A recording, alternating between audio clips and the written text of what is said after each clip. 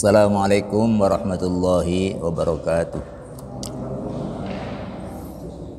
Bismillahirrahmanirrahim. Alhamdulillah alladzi 'allama bil qalam 'allamal insana ma lam ya'lam. Wassalatu wassalamu ala nabiyil umam Sayyidina Muhammadin al-ajallil akram wa ala alihi wa sahbihi wa man tabi'ahum bi ihsanin ila yaumil a'zam. Amma ba'du, subhanaka la ilma lana illa ma 'allamtana innaka antal alimul hakim. Allahumma faqihna fid din wa 'allimna at-ta'wil. Birahmatika ya arhamar rahimin. Para jamaah, Bapak Ibu sekalian rahimakumullah. Alhamdulillahirabbil alamin. Kita selalu bersyukur kepada Allah Subhanahu wa taala. Pagi hari ini kita semua alhamdulillah dibangunkan kembali oleh Allah dari tidur kita dalam keadaan sehat. Mantenun sehat walafiat, kita tetap diparingi oleh Allah hidayah iman, hidayah Islam, hati kita diparingi istiqomah untuk hadir di rumahnya ini di pagi hari untuk mengaturkan rukuk sujud dalam salat subuh sebagai wujud penghambaan kita kepada Allah Subhanahu wa taala. Mudah-mudahan Allah meridhoi semuanya. Amin Allahumma amin. Para jamaah sekalian, kajian pagi hari ini setelah yang lalu kita selingi dengan fikih Idul Adha, kita kembali lanjutkan fikih halal dan haram dengan subtema syubhat, darurat, dan ketentuan khusus. Istilah ini sudah biasa kita dengar dalam kajian fikih, kajian hukum Islam. Syubhat, darurat, itu biasa kita dengar. Bahkan sekarang kalau di rumah sakit sudah ada instalasi gawat darurat. Itu akan kita bahas untuk menguatkan kembali pemahaman kita, ditambah sedikit bahasan tentang ketentuan khusus. Ketentuan yang tidak berlaku umum, yang tidak boleh diikuti ya, karena sifatnya khusus. Yang pertama, syubhat. Syubhat ialah istilah fikih, istilah dalam hukum Islam untuk menyebut perkara yang tidak jelas halal haramnya.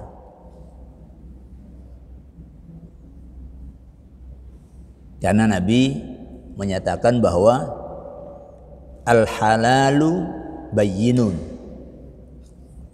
Halal itu jelas.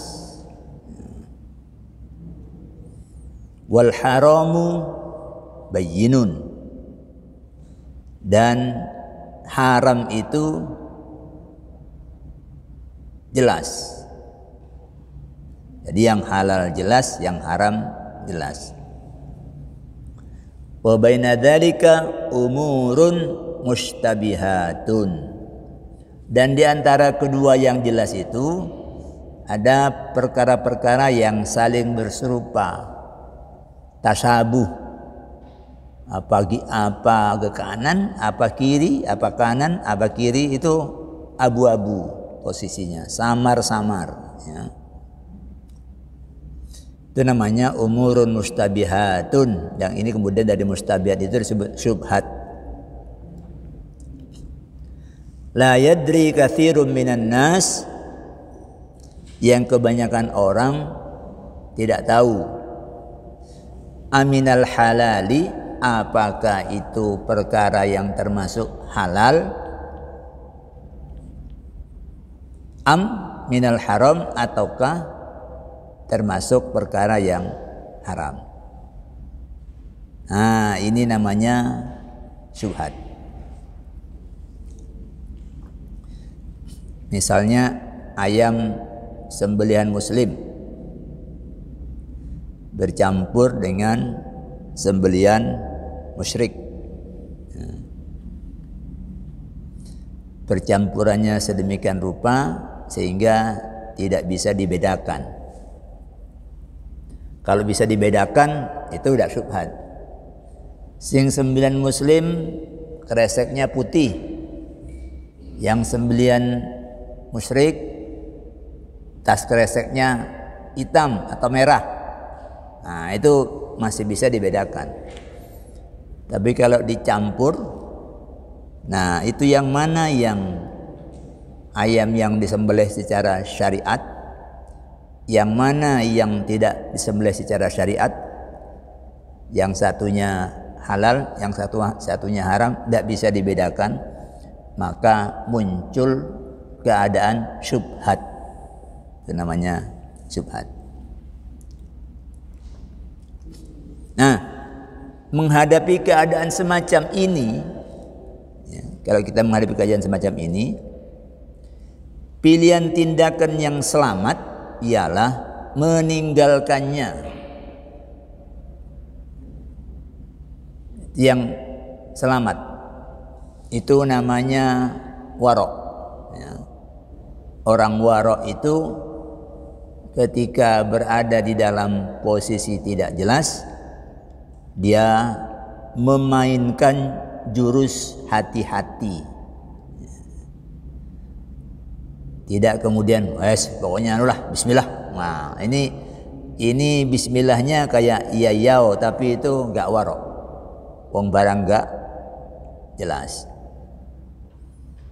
Kadang-kadang kita pulang dari masjid, sandal enggak ada. Terus ada sandal apa lain, terus kita paling ini punya orangnya. Nah, itu kan cuma kira-kira, iya kalau iya, kalau enggak. Kalau orang warok itu memilihnya, sudah aku tak nyeker ketimbang bawa sandal itu, dan itu kan jelas bukan punya saya. Nyeker aja, mampir toko, ya mungkin berapa 15.000 sudah dapat sandal baru, tapi aman dari jatuh ke barang haram. Kalau di masjid sini gak sepiro, kalau di Masjidil Haram sandal yang sama itu banyak, tempatnya banyak juga. Orang kadang masuk dari pintu ini sudah ke dalam mana cari tempat yang kosong.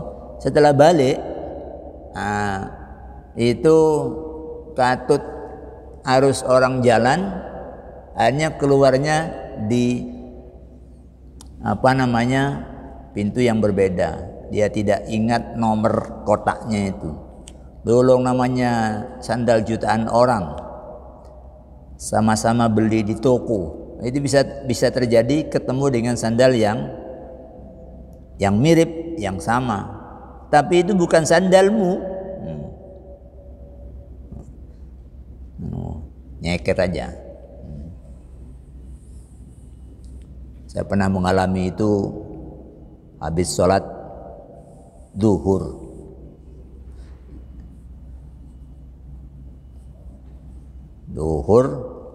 Cari toko sandal nggak ketemu, padahal bawah itu panas, lipit pinggiran. Nah, ketimbang kena panasin rokok, ya.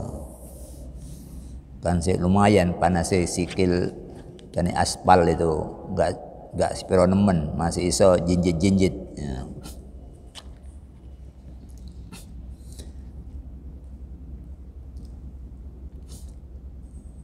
Rasulullah Shallallahu Alaihi Wasallam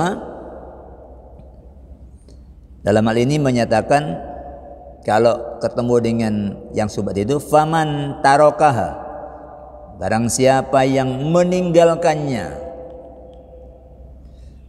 istibro'an lidinihi wa irdihi, untuk menjaga, untuk mengamankan agamanya dan kehormatannya,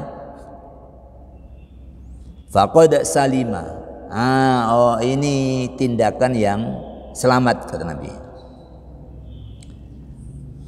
Wa man waqa'a syai'an minha, siapa yang jatuh ke dalam syubhat itu, yushiku ayyuwaqi'a al-harama, dikhawatirkan dia jatuh ke dalam yang haram. Kama annahu mayra'a haulal hima, seperti orang yang menggembala di dekat pagar, ya.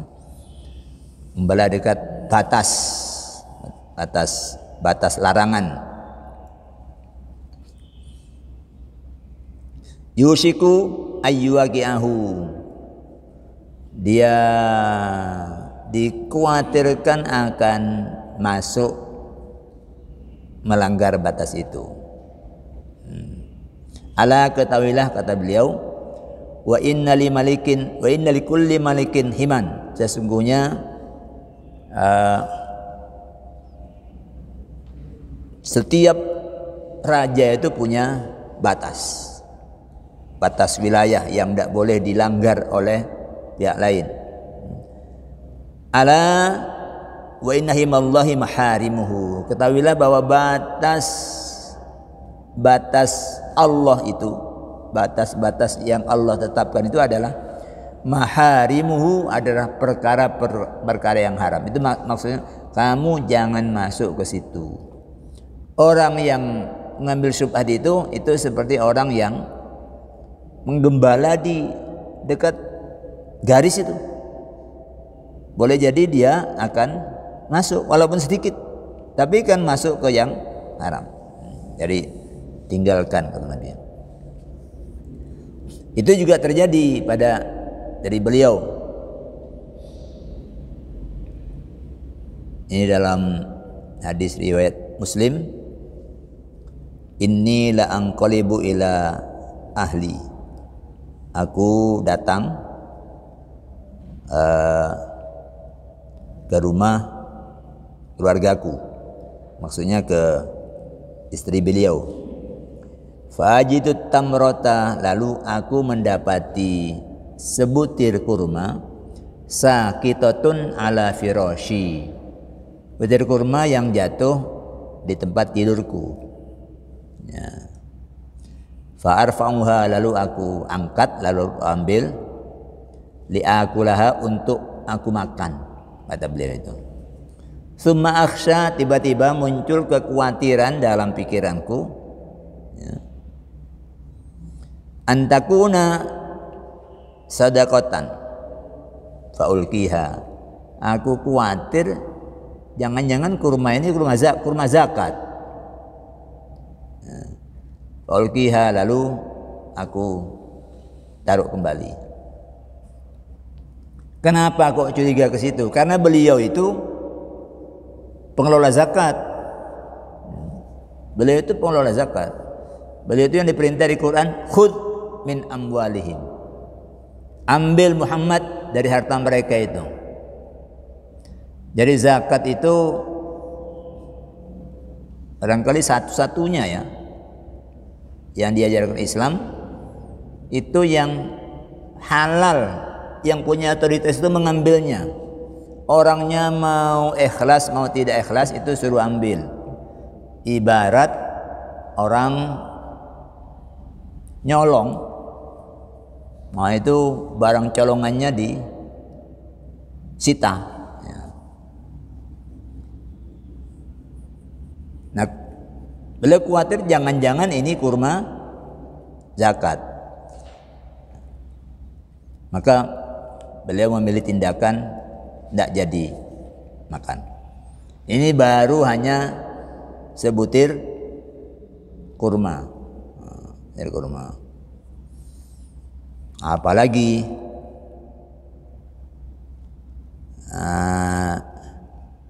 fulus, ya. Fulus tidak jelas diterima. Ya. Dan kurma itu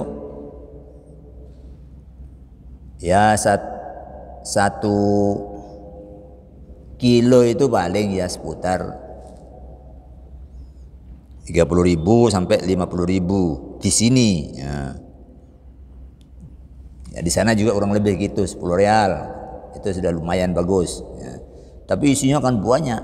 Jadi 1 butir itu harganya murah. Tapi Nabi ngasih contoh untuk tidak jatuh ke dalam syubhat.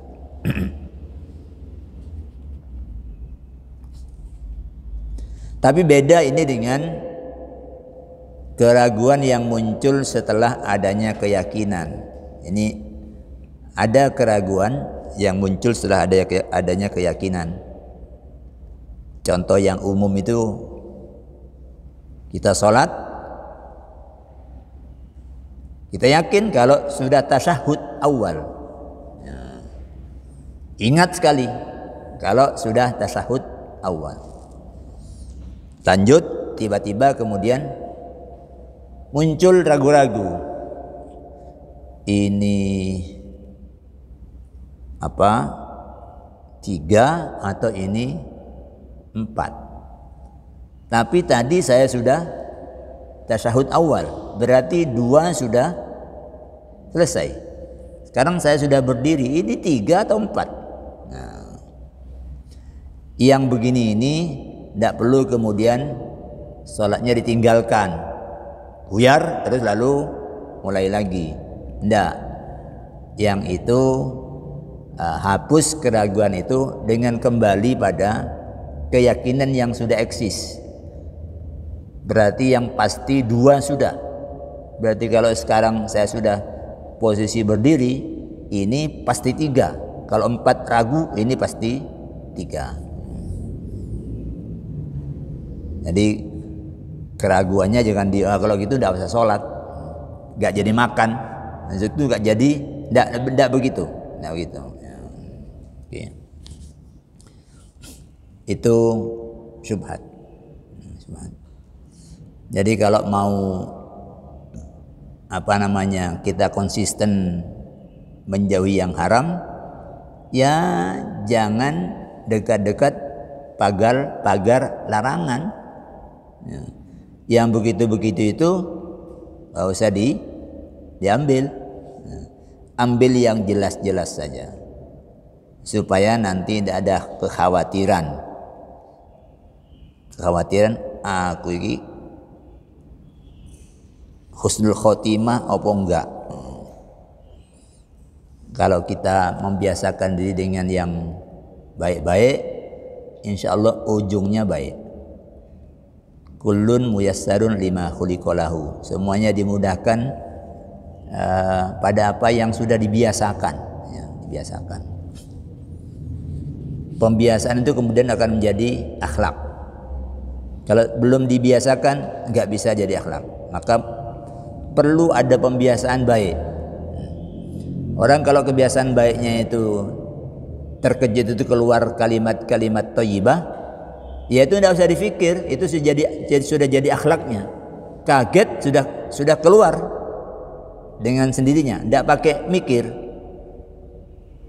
Kenyonyo rokok kemudian aku ngomong apa ya? Ya selaan. Ya.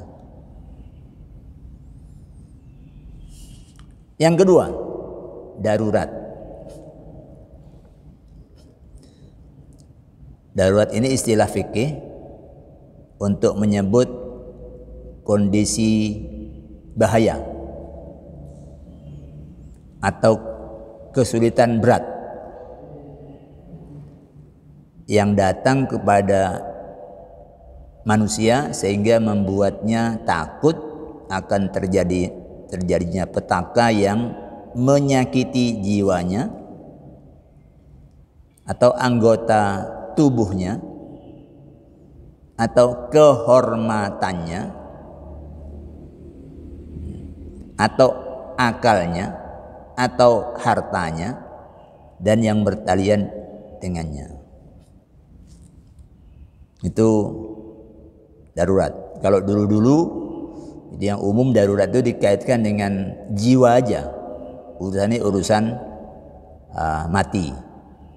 Tapi karena yang dijaga oleh Islam itu ya jiwa, ya akal, ya harta, ya kehormatan, maka semua keadaan yang membuat orang takut akan terjadi bahaya terhadap apa yang mestinya dijaga itu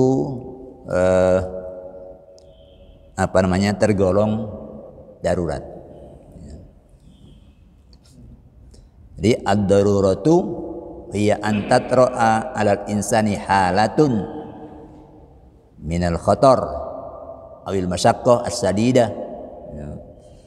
Jadi datangnya itu bukan diharapkan tapi datang tanpa diundang. Bahaya itu nggak diinginkan, bukan ditunggu-tunggu ya.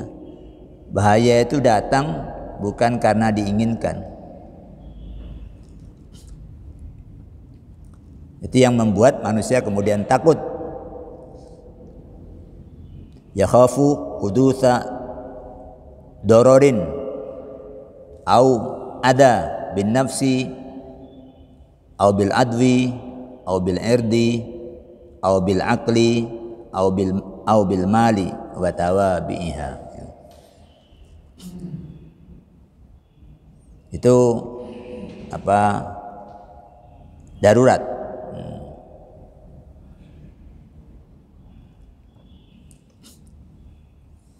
Nah, darurat ini bisa bersumber dari diri dia sendiri, ya. Internal, dakhili, ya. Seperti sakit atau resiko kematian. Kayak orang ibu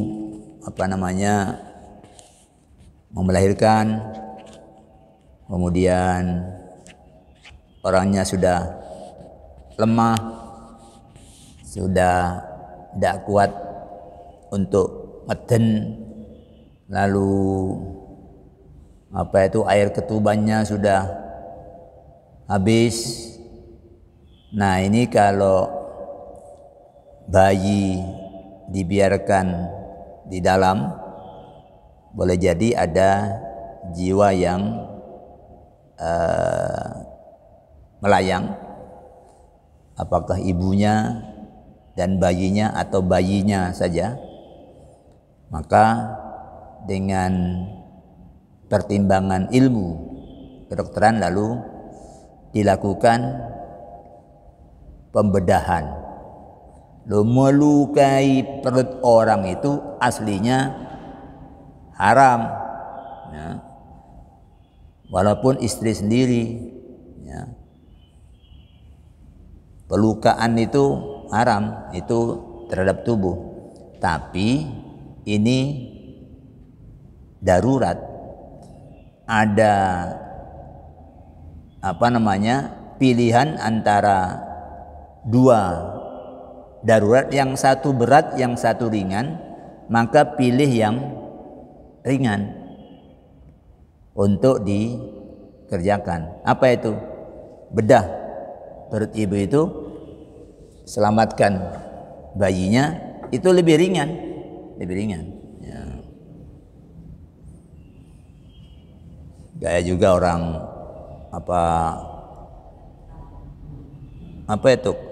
diabetes, ya, diabetes, pembuluh darahnya sudah banyak kelapisan gula, akhirnya wilayah-wilayah yang paling ujung, biasanya jempol kaki yang paling ujung itu tidak terjangkau oleh asupan nutrisi. Hanya yang sana alum, terus mati, muncul luka, dan terus grogoti ini. Ya. Nah, ini kalau terus dia akan naik. Rusaknya itu akan terus. Artinya itu diputuskan. Ide yang baik, potong. Ini masih bisa disembuhkan, masih ada harapan untuk tidak lanjut. Itu untuk milih ngambil darurat yang lebih ringan. Itu jadi kan nggak oleh, motong itu kan nggak oleh. Tapi ini tindakan yang lebih ringan ketimbang biarkan ini terus grogoti. Jadi itu darurat. Nah, ketika darurat itu datang, orang itu secara tidak dapat tidak atau boleh. Jadi secara tidak dapat tidak itu kalau dia tidak lakukan dia mati. Dia bukan hanya boleh, itu wajib lakukan. Wajib lakukan. Itu tidak dapat tidak untuk menyelamatkan diri. Yang haram-haram itu kan banyak. Ya. Termasuk misalnya itu makai pakaian orang tanpa izin pemiliknya. Itu kan haram. Itu ghosab. Lah ini dia mandi, terus ada angin lesus, mandinya di sumur, itu pakaian tutup tempat mandi itu ke bawah angin. Ada sarung tonggo yang dekat dengan situ yang aman dari angin itu. Loh, dia kan posisi telanjang. Ya. Itu kan berkenaan dengan soal kehormatan. Lalu dia lari ambil sarung itu pakai nutupi auratnya.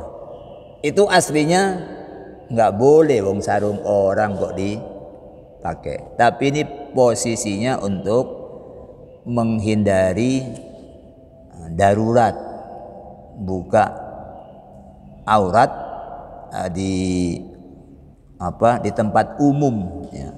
Tadinya sudah di tempat khusus ketutup, tapi ada puting beliung. Ya. Amblas itu penyekat sumur itu amblas, sak baju dia terbangkan angin. Puting beliung itu kan biasanya ya tertentu kan dia, ya jalannya kemana. Nah, si punya tonggo itu aman, tidak kena puterannya itu. Ya.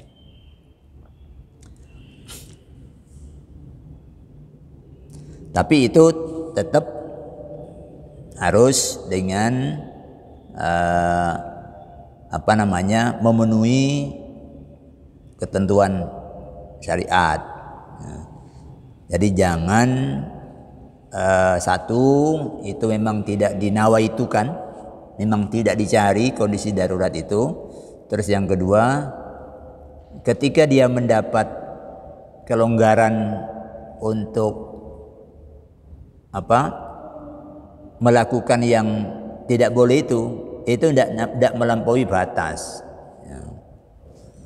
Tapi kalau kemudian sarung diambil, sudah kono jas, sudah lo kono sepatu, kemudian kabeh itu melampaui batas. Mumpung oleh terus kabeh dicanda, itu melampaui batas. Ya sekedar untuk mengatasi keadaan darurat. Ya kalau di Quran disebut famanitturra ghairu baghin wala adin fala itsma alaihi. Barang siapa yang berada dalam kondisi terpaksa dia tidak menghendaki itu, wala adin, dan dia tidak melampaui batas, fala itsma alaihi, maka dia tidak dosa. Jadi pena malaikat itu diangkat dalam kondisi tidak normal itu. Itu yang kedua, darurat. Yang ketiga, ketentuan khusus. Pada dasarnya halal dan haram dalam Islam itu berlaku umum. Tidak ada haram khusus. Haramnya ya umum. Pada dasarnya itu. Tidak ada haram atas orang non-Arab tapi halal untuk orang Arab. Ini kok sampeyan ngomong, oh iya aku kan wong Arab, halal. Awakmu lah wong Jawa, gak oleh. Enggak ada. Nabi tegas menyatakan, wa aimullah, demi Allah kata Nabi, lau anna Fatimata binta Muhammadin saraqat laqattu yadaha. Andai syariah Fatimah, ya, anak perempuan Muhammad, ya anakku, ya, saraqat nyolong, laqattu yadaha, pasti kupotong tangannya.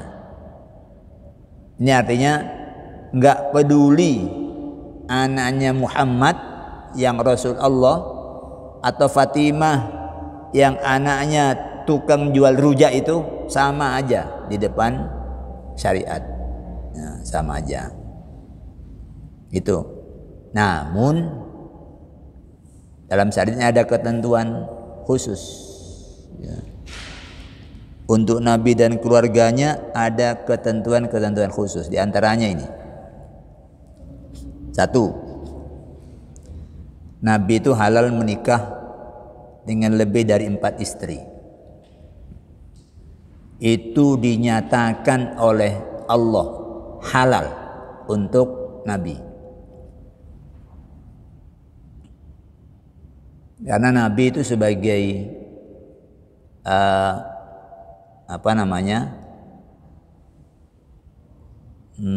tokoh sentral, ada hal-hal yang memang harus dilakukan dengan cara itu sebagai bentuk pelindungan. Istri Nabi itu yang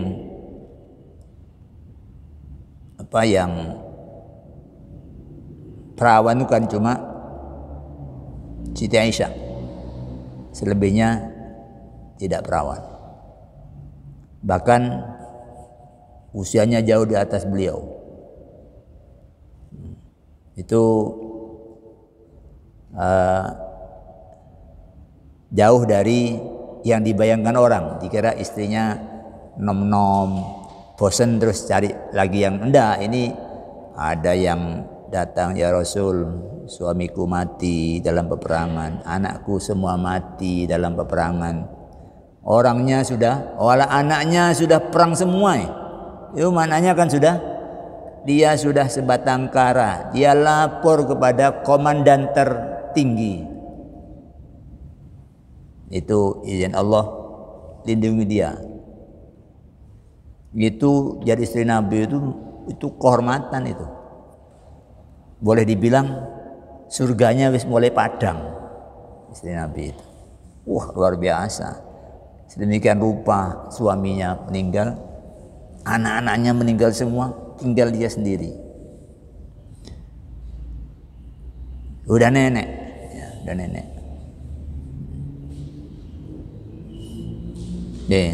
Itu dalam surah Al-Ahzab 50. Ya ayuhan nabi, wahai nabi, inna ahlalna laka azwajak, sesungguhnya kami menghalalkan kepada kamu istri-istrimu, allati ataita ujurahunna, yang kamu sudah bayar maharnya, wa ma malakat yaminuka, dan kami halalkan juga budak, ya, budakmu. Ya. Jadi itu dinyatakan dalam Al-Ahzab 50. Ini khusus, tidak boleh aku niru Nabi terus menikah. Istri Nabi itu totalnya 13. Tapi rata-rata tuwek-tuwek. Ya, tuwek-tuwek. Jadi kalau itu Raja Arab Saudi yang Ibnu Saud itu dulu menggunakan perkawinan ini juga, tapi tetap 4. Jadi beliau itu untuk merengkuh semua agar supaya aman, agar supaya damai. Jadi beliau kawin dengan perempuan dari suku apa. Nanti kemudian setelah punya anak, kan dia punya keturunan di situ, ada hubungan dengan raja. Setelah itu beliau ini ceraikan baik-baik, kawin lagi dengan dari suku mana. Akhirnya anak-anak beliau itu berada di suku-suku itu sehingga kokoh. Semua ini kerabat raja. Nabi juga begitu. Bani Mustalik lama menentang Nabi itu. Kemudian setelah berhasil dikontrol, dilumpuhkan, ditaklukkan, beliau menikahi putri dari pimpinannya. Untuk kehormatan itu, orang kalah perang kok kemudian anaknya dikawini oleh ini. Itu aneh itu. Udah Bani Mustalik masih Islam, bayar zakat. Ya.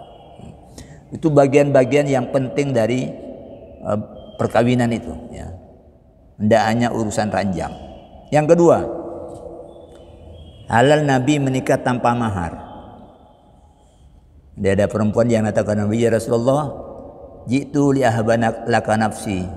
Ya Rasul, aku datang kepadamu untuk menyerahkan diriku. Nah itu kalau Nabi berkenan, itu tidak perlu bayar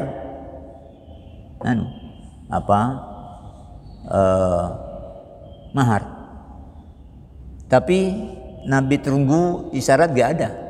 Akhirnya perempuan itu, karena ada sahabat lain yang ada di situ, sahabat Nabi, ya Rasul, kalau engkau tidak berkenan, kawinkan saja dia dengan aku. Nabi nanya, kamu punya apa? Saya tidak punya apa-apa ya Rasul, kecuali pakaian yang saya kenakan ini. Luar biasa, fakirnya orang ini. Terus kata Nabi, kalau kamu jadikan mas kawin pakaianmu, terus kamu mau pakai apa? Udah pulang sana, pulang lu, cari, barangkali dapat. Balik lagi, nggak ada apa-apa ya Rasul. Belum betul-betul dia tidak punya apa-apa. Coba cari lagi. Walau khataman min hadidin, barangkali kamu dapatkan cincin dari besi, itu buat mas kawin. Balik lagi juga nggak dapat. Ya cincin dari besi ya nggak dapat. Terus duduk dia lama, terus kemudian dia bilang, tapi ya Rasul, saya punya surah ini dari Quran yang dia kuasai. Nah, Nabi kemudian faqad mallaktuka bima ma'aka minal Quran. Ya sudah, ini aku nikahkan dengan kamu dengan mas kawin apa yang kamu kuasai dari Quran. Ajari istrimu dengan itu sebagai mas kawinnya. Jadi itu beliau nunggu. Kalau keliru, beliau itu ditegur oleh Allah. Yang ketiga, istri Nabi itu mahram nikah bagi laki-laki umatnya. Maknanya, kalau orang jadi istri Nabi wafat, itu udah nggak boleh nikah. Ya, karena istri Nabi itu adalah ummahatuhum. Istri Nabi itu adalah ibu dari kaum mukminin. Lalu kalau ibu-ibu itu kan masih bisa nikah lagi. Tapi kalau istri Nabi nggak bisa. Siti Aisyah itu kan masih muda ketika Nabi wafat, tapi haram. menikah haram dinikahi oleh yang lain. Itu ketentuan khusus. Kemudian yang kelima, harta zakat haram bagi Nabi dan keluarganya. Bayangkan ini, beliau diperintah untuk mengurus, tapi beliau tidak boleh.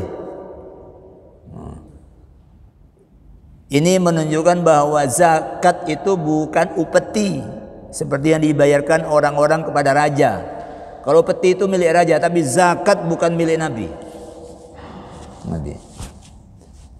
Tapi kalau amilnya boleh, memang disebut di situ wal amilina 'alaiha. Amilnya, biaya operasionalnya ya dari zakat itu, nggak perlu biaya operasional lain. Sehingga orang nggak bisa bilang kenapa ada bertugas zakat, nggak ada biaya. Lo biayanya dari zakat itu, dari zakat itu.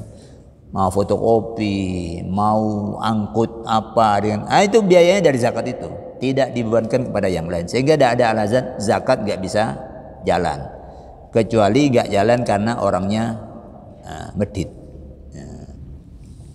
Itu beberapa ketentuan khusus, tidak berlaku umum.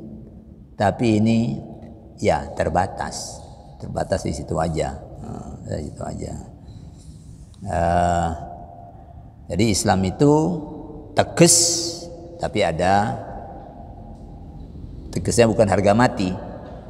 Ketika keadaan tidak normal, maka muncul kebolehan yang semula diharamkan menjadi boleh, yang semula wajib menjadi boleh tidak dikerjakan atau ditunda waktunya karena ada sesuatu yang mendesak darurat. Baik, saya kira itu waktunya sudah habis. Nanti kalau ada pertanyaan setelah selesai aja ya. Mudah-mudahan Allah Subhanahu wa taala menambahi kita ilmu yang manfaat, menguatkan kembali apa yang sudah ada dalam pikiran kita. Ini menjadi bagian dari ilmu yang kalau kita ketemu dengan kondisi itu, kita mendapatkan petunjuknya sesuai dengan syariat. Aqul qouli hada wa astaghfirullah li wa lakum. Wassalamualaikum warahmatullahi wabarakatuh.